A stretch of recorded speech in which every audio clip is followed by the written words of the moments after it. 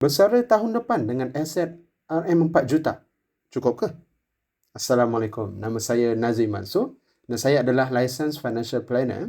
Saya bantu bakal pesara pelihara harta mereka dengan cara yang lebih efektif. So let's get jump into it. So bersara adalah fasa baru yang semua manusia akan lalui dalam kehidupan mereka.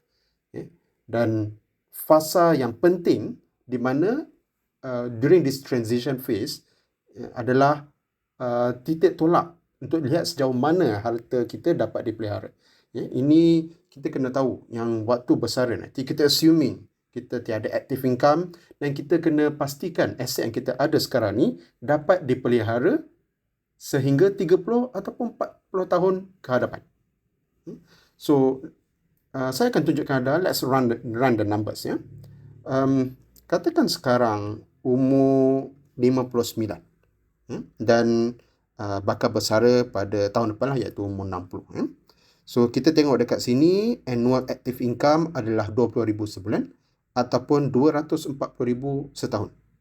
Dan kita assume Nazi ni itu saya. So dia dapat growth in term of salary growth dalam 4% setahun. Dan tiada annual passive income dan kita assuming household expenses dia sebelum dan selepas bersara sama, iaitu 15,000 sebulan ataupun 180,000 setahun. Dan kita tengok pula daripada segi aset dan juga hutang yang dia ada. Total aset yang dia ada adalah 4 juta dan rumah kediaman adalah RM700,000. Dengan baki hutang yang sedia ada adalah RM300,000.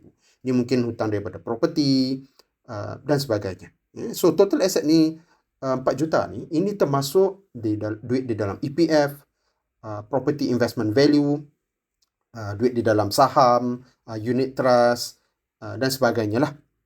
Dan kita tengok net worth di sini adalah 3 juta. Kita assume juga average return yang Nazim didapat adalah 5% setahun. So kita cuba tekan ni dan kita calculate sejauh mana harta beliau dapat bertahan lah. So kita tengok daripada sini. So ini adalah roadmap to financial freedom untuk Nazim. So financial freedom ni ada banyak definisi tentang financial freedom. Ada yang cakap bebas hutang lah dan sebagainya lah. So tapi kita share dekat sini, iaitu financial freedom ni adalah status di mana harta anda dapat memenuhi segala kemahuan dan juga keperluan kewangan dan di dalam masa yang sama harta itu dapat dipelihara at least umur anda dalam 85 tahun dan ke atas. Itu adalah definisi financial freedom kami. So kita boleh tengok dekat sini harta anda dapat harta Nazim dapat bertahan sampai umur 75. Tadi kita share financial freedom zone adalah pada umur 85 dan ke atas. So maknanya ada beza dalam 10 tahun di situ.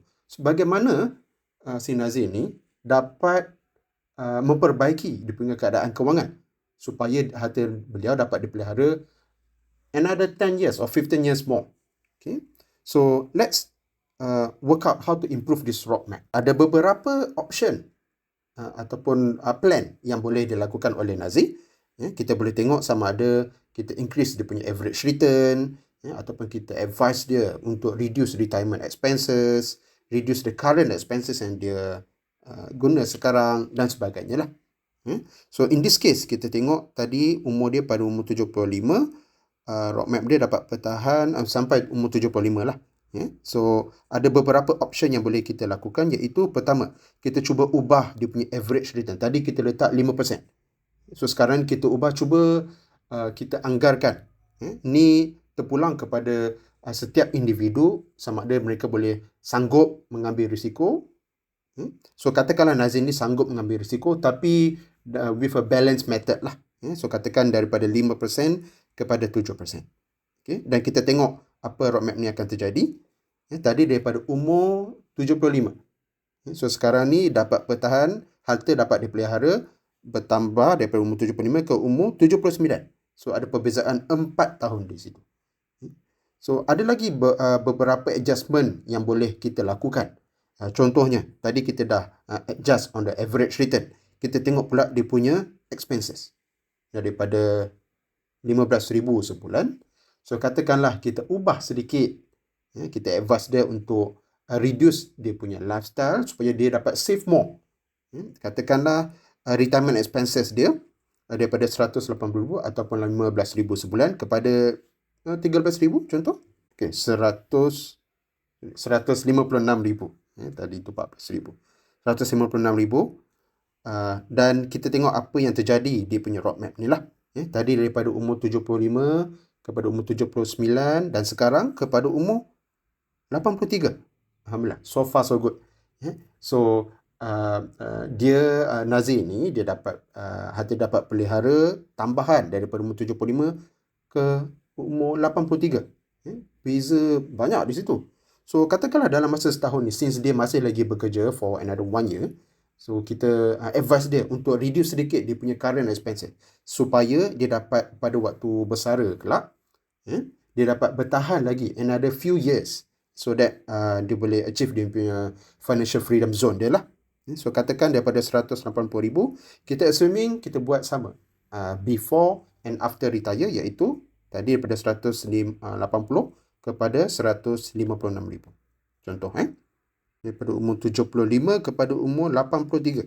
So tak banyak perbezaan di situ lah. Kalau kita advise dia untuk reduce dia punya expenses before retirement. So mungkin kita boleh suggest lagi another few options. So katakanlah mungkin dia masih lagi kekal mahu bersara tahun depan. Dia tak nak ubah lagi retirement age dia. So dia cuba to fork out another option. Katakanlah dari contohnya daripada 13,000 sebulan during retirement kepada 12,000.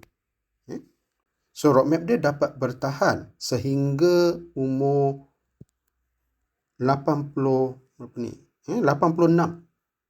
So dengan syarat dia boleh reduce dia punya current expenses, dan juga dia boleh reduce dia punya retirement expenses daripada 180 ataupun 15,000 sebulan kepada 12,000 sebulan.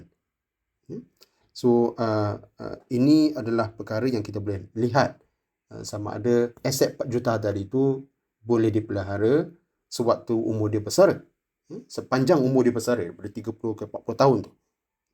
So bermakna kita boleh tengok di sini dia perlu save extra 42,000 dan dia kena pastikan aset yang dia ada sekarang ni dapat diperbaiki at least kepada average return 7% per annum. Sebagai licensed financial planner, ini hanyalah satu solusi yang boleh diberikan kepada semua orang lah.